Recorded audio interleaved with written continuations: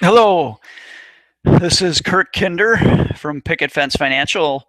And this month, we're going to be talking about a question I'm getting quite a bit from clients and other people. Was the little downturn from August and September, was it just a normal correction, or was it the start of a bear market? And whenever people ask me that question, the first thing I say is, why don't you come back in a year and ask me, and I'll tell you exactly what it was. Because ultimately, nobody really knows what it is until after the fact. Hindsight is 2020. So what I'm going to do today is just kind of take a quick look and give you a little bit of perspective. And as always, we're going to try to keep this thing to 10 minutes, maybe 15 minutes tops, just so you can get some good information quickly. Now, the first thing to note, the S&P 500, the U.S. stock market, basically dropped about 12% from its highs from late August into early September, and it's been climbing back up the past couple of weeks, which is good. But the thing people need to remember is 10% market corrections are really pretty normal. In fact, I always tell people you like to see that every so often. I mean, maybe you don't like to see it, but I guess as an investor, you should want to see it, because what it means is that the market is basically advancing, correcting a little bit, advancing some more, correcting a little bit. That's what you want to see in the market. Whenever the markets go straight up, like they've been doing for a while, it usually can put a little bit of instability. I know that probably sounds counterintuitive, but if things are going so well that if things finally do turn a little bit, they tend to overcorrect.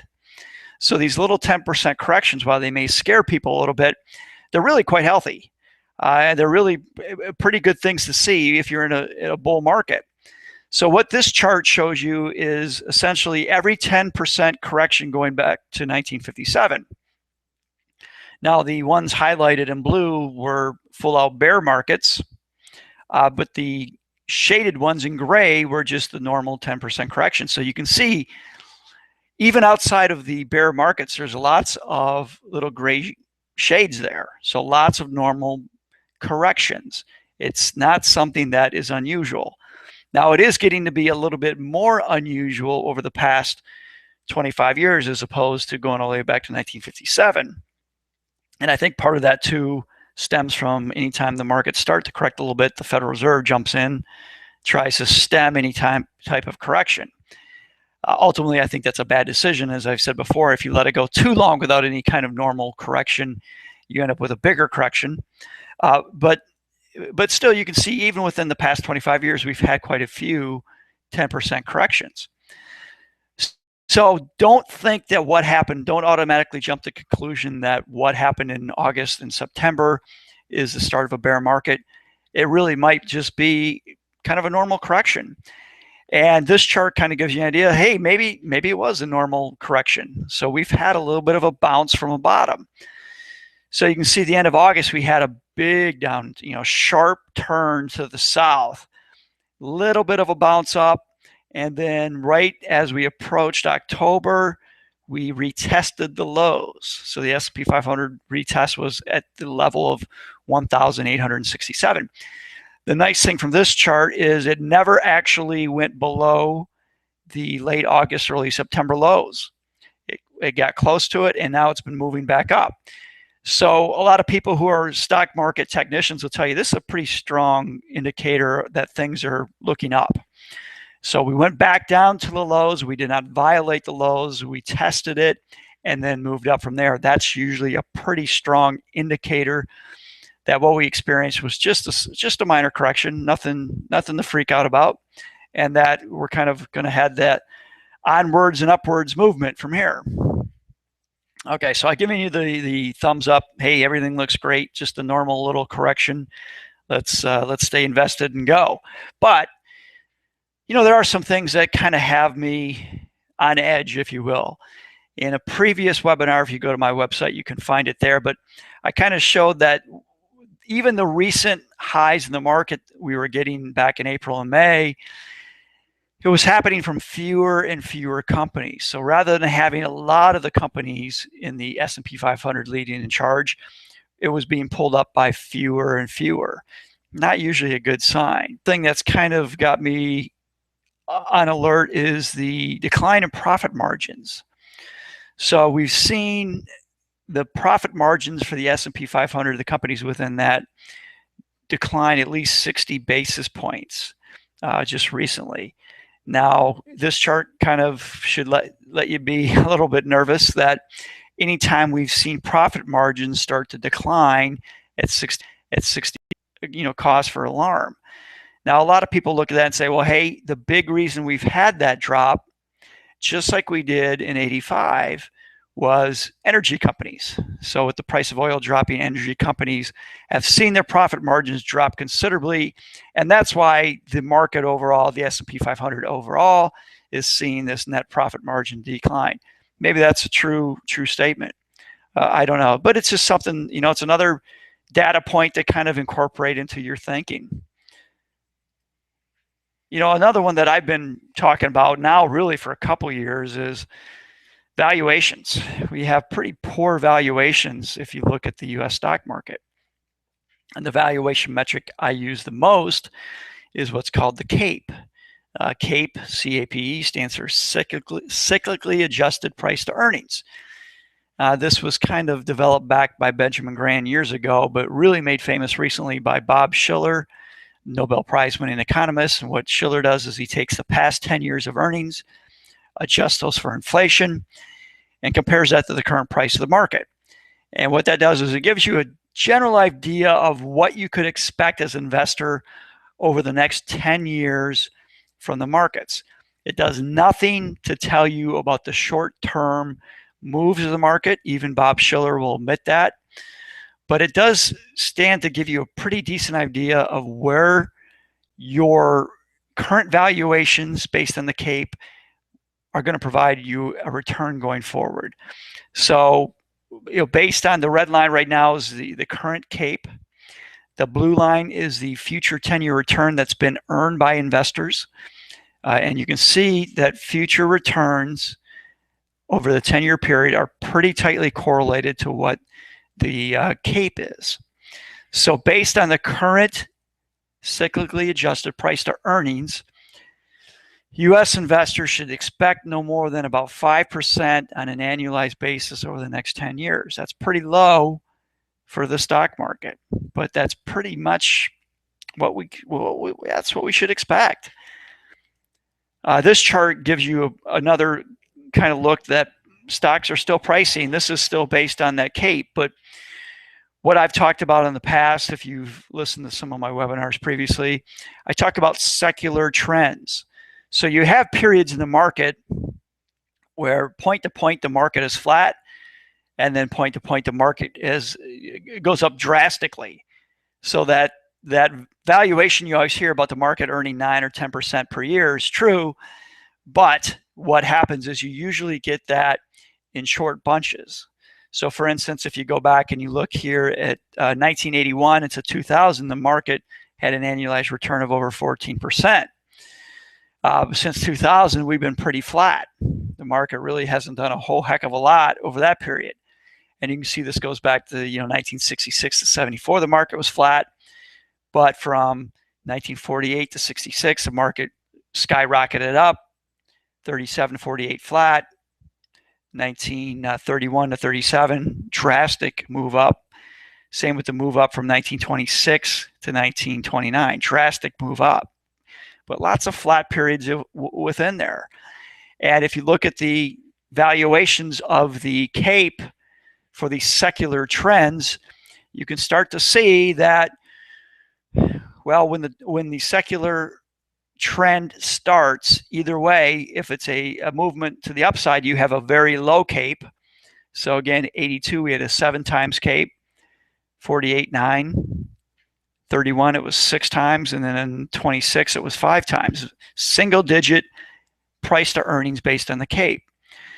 Whereas at the peaks, when the secular bear markets start, you have pretty high valuations, 24, 33, 24, 44, and then right now we're at 26. So we're still pretty high valuation. So usually you don't see secular bull markets start with valuations at 26. Even at the bottom of the 2009 market, we were at 13 times earnings based on the CAPE. That's not too bad. That's a pretty decent valuation, but it really isn't one that you see the robust secular bull markets derive from. So we'll see. I'm not a big bull when you look at valuations of the U.S. market, but you never know. Nobody knows. Now, one area I do like over the longer term, but I'm kind of bearish on the short term, is the emerging markets. So here again, this is similar to the slide we showed a little bit ago with the S&P 500, showing the comparison of the CAPE versus future 10-year returns. So right now, based on where the CAPE is for emerging markets, and again, for those that don't know, emerging markets, they're countries that have markets that, just like it sounds, are emerging to more developed markets. So we're talking China, India, Russia, Eastern European, and South American countries. So right now, their CAPE value is really pretty low. It's right around 10. Again, you like to see single digits to really get those robust secular bull markets, but it's still 10's a pretty good valuation. And based on that, what we could expect from emerging markets over the ensuing 10 years would be returns close to 13%. Not too shabby. So I do think short term it's going to be kind of a mess, because with the dollar getting stronger, and if we do have any kind of recession, emerging markets are probably going to get hammered. So we could see even better valuations here. But even if you put your money into emerging markets now, walked away for 10 years, came back, you should see something in the terms of 12, 13% returns. Not bad.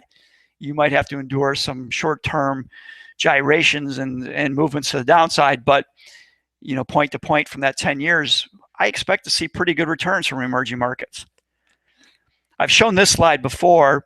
What this does is it compares the CAPE as well as the dividend yield in various countries. So you can see the US has a pretty high CAPE and a pretty low dividend yield relative to other countries. You have to get out there into some of the developed European countries, developed Pacific countries, and of course some emerging market countries before you get to lower CAPE values, things below 15, and then dividend yields above, say, 3%. But they're out there: Norway, Singapore, Finland, New Zealand, Australia, Germany, Thailand, China. They all look pretty decent. So I think over time, over a 10-year period, you should get a better reward as an investor for investing in those countries as opposed to the US. But who knows? And again, in the short term, anything goes. I also want to just take a second to talk about why I think we're in this economic malaise. The reason we're not seeing robust growth around the world, it just comes down to debt. I've been hyping on debt since 2007. Really, 2006, I started talking about it. And what this chart shows you is debt levels in 2000 at the beginning of that bear market, 2007, and then where we were at the end of 2014. So 2007 was clearly a debt-caused crisis. And worldwide, we had $57 trillion of debt. Total debt as a percentage of gross domestic product at that time was 269% worldwide.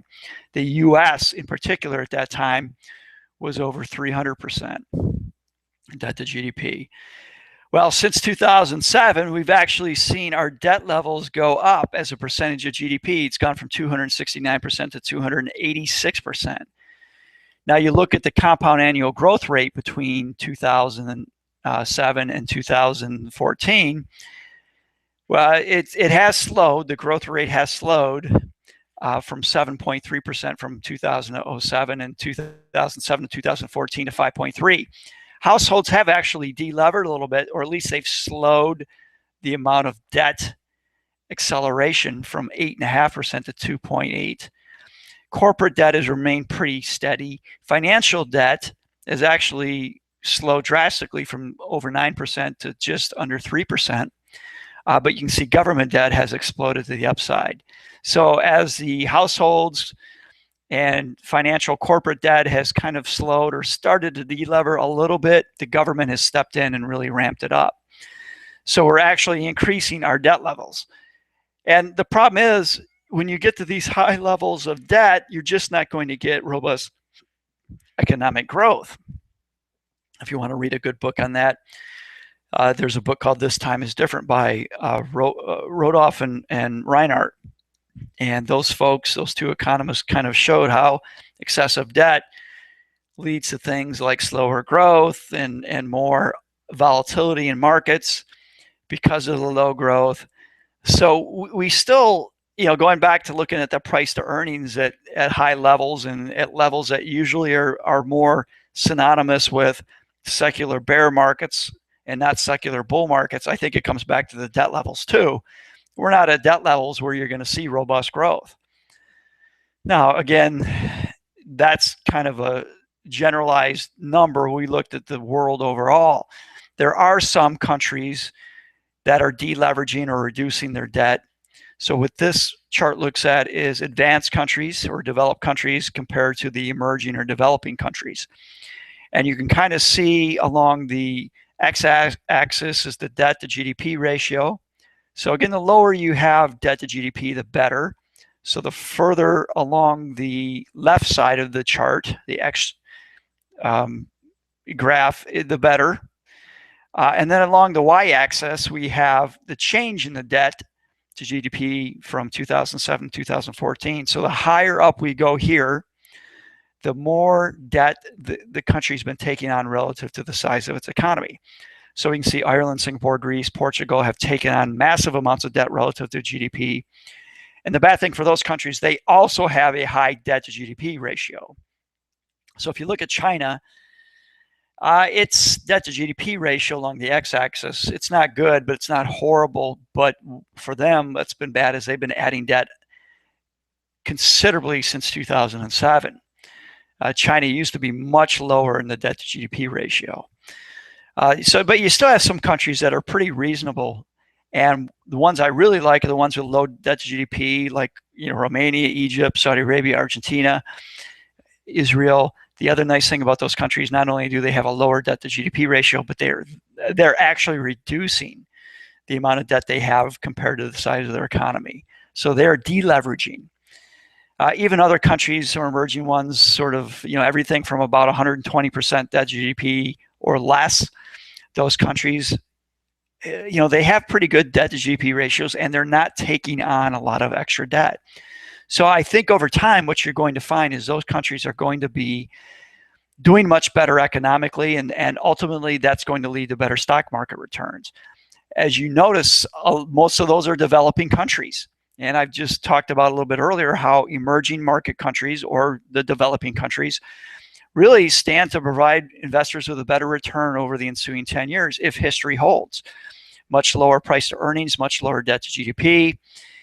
So with those factors, you can see that you're probably, despite the short-term fluctuations, going to be better off investing in those countries as far as getting a return. Those countries have been horrible performers over the past 5 years, but those past 5 years of underperformance have set them up for a nice overperformance in the ensuing decade. But again, I don't know what's going to happen in the short term. Nobody does. So that's just kind of a quick rundown. It could just be a normal correction we experienced with the recent volatility in the markets. You could certainly make the strong case that that is, in fact, what happened. But I think you can look at some longer-term trends with profit margins and valuations. Yeah, we could be in for a little bit of a rougher ride. But again, if you want to know exactly, come back and ask me in a year, and I'll tell you if it was a bear market or not. So thanks for listening today. And I do want to let you know that if you want to get my monthly newsletters, which would include links to all of my webinars, you can go to picketfencefinancial.com/education and sign up for the newsletter there. You can also go to our Facebook page or go to my YouTube page. And I guess what you call the Twitter handle is just Kirk Kinder. So thanks for listening. And if you have any questions, please let me know.